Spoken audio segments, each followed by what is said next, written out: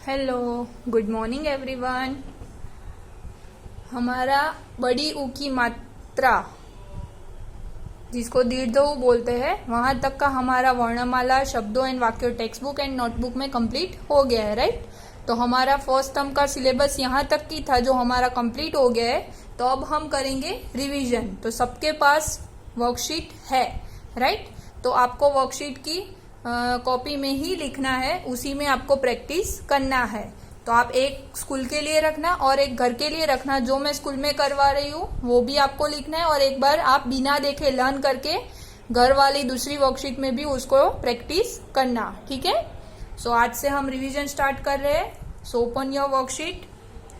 First question आपको दिया है यहाँ पे अ थी अह लिखो। मतलब आपको यहाँ पे अ थी अह क्या है, स्वर है। तो वो स्वर आपको कंप्लीट करने हैं। तो यहाँ पे आप डेट एंड क्लास वर्क भी लिख देना सबसे पहले। तो आज कौन सी डेट है, तो डेट एंड क्लास वर्क लिख देना। अब सबसे पहले यहाँ पे સૌથી પહેલા શું આવે અ। તો અ लिखना प्रॉपरली लिखना है અ પછી શું આવે आ પછી શું આવે आ। तो आपको आ लिखना है अ પછી आ પછી શું આવે તો નાની ઈ। તો નાની ઈ એટલે આટલે સુધી જ કરવાની। પછી આવશે मोटी ई। तो मोटी ई એટલે એને થોડી લાંબી કરવાની। ये प्रॉपरली लिखा होना चाहिए और अच्छे राइटिंग से, ठीक है। अ आ ई પછી નાનું ऊ ऊ નાનું ऊ અને મોટું ऊ અને અહીંયા આવશે રૂ થી ઋષિ। અ આ ઈ ऊ રૂ। હવે આવશે એ। તો પહેલા એ એટલે એક જ માત્રા આવે, પછી આવે ऐ એટલે બે માત્રા આવે। પહેલા એક જ માત્રા પછી બે માત્રા પછી એક માત્રા અને એક કાનો। આમાં કાનો આવે, આમાં કાનો નતો, આમાં ખાલી એકલી માત્રા જ હતી। એક જ માત્રા હોય પહેલા એમાં ऐ જેમાં બે માત્રા હોય અને આમાં કાનો અને માત્રા હોય એને ओ કહેવાય અને આમાં બે માત્રા અને કાનો તો આને औ કહેવાય। પછી એટલે માથે બિંદુ અને જેને પાછળ બે બિંદુ હોય એને કહેવાય અહ। ए ऐ ओ औ अह। ए ऐ ओ औ अह। एक बार पूरा रिवाइज कर लेते हैं। अ आ ई ऊ रू। ए ऐ ओ औ अह। હવે નેક્સ્ટ આવશે તમારે ક્વેશ્ચન નંબર 2 બારાખડીમાં ખૂટતા અક્ષરો લખો। તો આપણે બધી માત્રાવાળા ક થી જ્ઞ શીખી લીધા છે, બરાબર, બધી માત્રામાં। તો અહીંયા જે માત્રા આપી હોય એ અહીંયા લગાવવાની બંનેમાં। અને ક પછી શું આવે ખ અને આ કઈ માત્રા છે નાનું ઉ જેને આપણે રસ્વ ઉ કહીએ। તો કને રસ્વ ઉ કુ, ખને રસ્વ ઉ ખુ, ખ પછી ગ ઘને રસ્વ ઉ ઘુ, પછી ઘને રસ્વ ઉ ઘુ, પછી ચને રસ્વ ઉ ચુ। નેક્સ્ટ 2 નંબર દીર્ઘ ઈ કહેવાય। આને કઈ માત્રા કહેવાય દીર્ઘ ઈ। તો બને દીર્ઘ ઈ બી, બ પછી શું આવે બને દીર્ઘ ઈ બી, મને દીર્ઘ ઈ મી, म પછી યને દીર્ઘ ઈ ઈ, પછી रने दीर्घ ई री। आपको ऐसे लर्न करते करते लिखना है ब भ म य र और सब में बड़ी ई की मात्रा। देन नेक्स्ट 3 नंबर जेमा स्टेन्डिंग लाइन छे એટલે એને આની માત્રા કહેવાય। તો લને કાનો લા, વને કાનો વા, શને કાનો શા। પહેલા શરણાઈનો શ આવે પછી ષટકોણનો શ। શને કાનો શા અને પછી છેલ્લે આવે શરણાઈનો સ। શરણાઈ ક્યાં સસલાનો સ। પહેલા શરણાઈનો સ, પછી ષટકોણનો સ અને પછી સસલાનો સ. લ વ શ શ સ. અને બધામાં આની માત્રા છે કે નહીં ચેક કરી લેવાનું, મિસ્ટેક ના થવી જોઈએ, માત્રા બધામાં સેમ હોવી જોઈએ. उसके बाद आपको नेक्स्ट અહીંયા કઈ માત્રા છે? દીર્ઘ ઉ. જે મોટું ઉ કહીએ ને એને દીર્ઘ ઉ કહેવાય. તો જને દીર્ઘ ઉ જુ, જ પછી ઝને દીર્ઘ ઉ ઝુ, ટને દીર્ઘ ઉ ટુ, ઠને દીર્ઘ ઉ ઠુ, ડને દીર્ઘ ઉ ડુ, ज ज ट ठ ड और सब में मात्रा सेम है. एना पछी आवशे म. तो म पछी शुं आवे?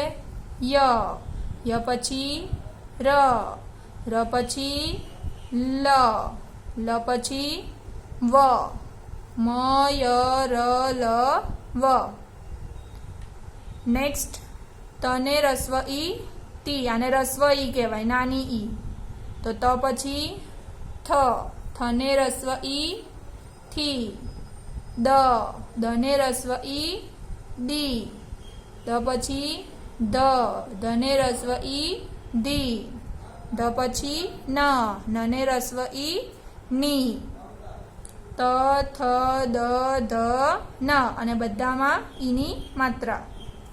નેક્સ્ટ ચનેકાનો ચા, ચ પછી છ, છનેકાનો छा, पछी जनेकानो जा, ज पछी जनेकानो जा, टनेकानो टा, च छ ज ज ट.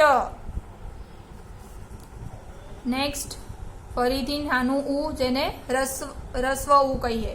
सने रस्व उ सु, स पछी हने रस्व उ हु, अड़ने रस्व उ अड़ू, अड़ पछी क्षने रस्व उ क्षु, घ्ने रस्व उ ग्नु. देन नेक्स्ट क्वेश्चन है नीचे आपेली मात्रावाळा शब्दो लखो. એટલે કે અહીંયા આ આપ્યો છે તો આની માત્રાવાળા એટલે કે જેમાં સ્ટેન્ડિંગ લાઈન આવતી હોય એવા વર્ડ્સ તમારે શોધીને લખવાના છે. તો આ વાળી માત્રાના કયા વર્ડ્સ આવશે? તો તમે તમારી ટેક્સ્ટબુકમાંથી શોધીને અત્યારે ભલે લખી લો પણ एग्जाम में जाते आवड़वा જોઈએ. तो हम जो इजी वाले हैं वैसे ही 3 याद करेंगे. क आ का न कान, र आ रा, ज आ जा राजा, द आ दा, ड म. ऐसा नहीं है कि यही लिखना है, आप कोई भी लिख सकते हो आ वाले. क आ का न कान, र आ रा, ज आ जा राजा, द आ दा, ड म दाडम दाडम. હવે આ ઉ એટલે જેમાં અંદરની ઉની માત્રા હોય ને રસ્વ ઉ કહેવાય. તો એ પણ યાદ હોવી જોઈએ કે આ કઈ માત્રા છે. તો આમાં રસ્વ ઉના લખીશું આપણે. તો રસ્વ ઉમાં લખીશું ગ ઉ ગુ, ल आ ला, ब गुलाब गुलाब. પછી લખીશું પ ઉ પુ, લ પુલ, म उ मु, ग ट मुगट मुगट, ग उ गु, ल आ ला, ब गुलाब गुलाब, प उ पु, ल पुल, म उ मु, गट मुगट. नेक्स्ट अ એટલે જેમાં કંઈ પણ માત્રા ના લાગે એવા વર્ડ્સ, જેમ કે કમળ, કમળ કમળ, નમન, નમન નમન, જગ જગ, કમળ કમળ, નમન નમન, જગ જગ. પછી છે નાની ઈની માત્રા.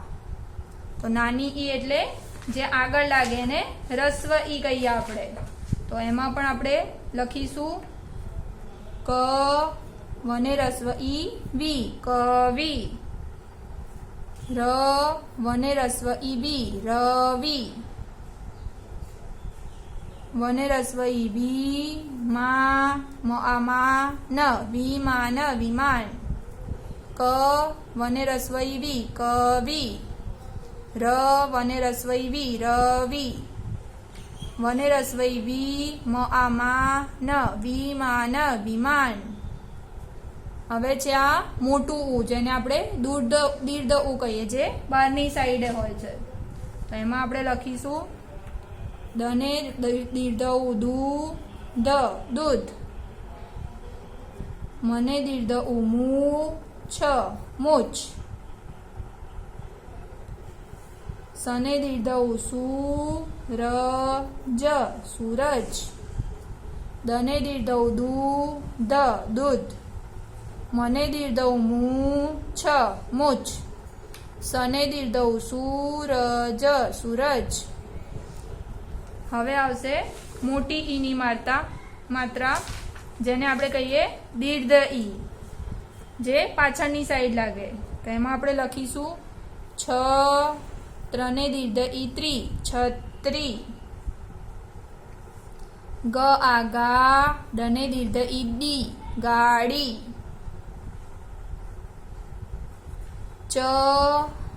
ક લને દીર્ઘ ઈલી ચકલી, છ ત્રને દીર્ઘ ઈ છત્રી, ગ આગા ડને દીર્ઘ ઈડી ગાડી, च क लने दीर्घ चकली। तो आपको क्वेश्चन नंबर 3 यहाँ तक आपको क्लास वर्क में लिखना है और उसको लर्न करके होमवर्क वाली घर की जो वर्कशीट है उसमें भी प्रैक्टिस करनी है।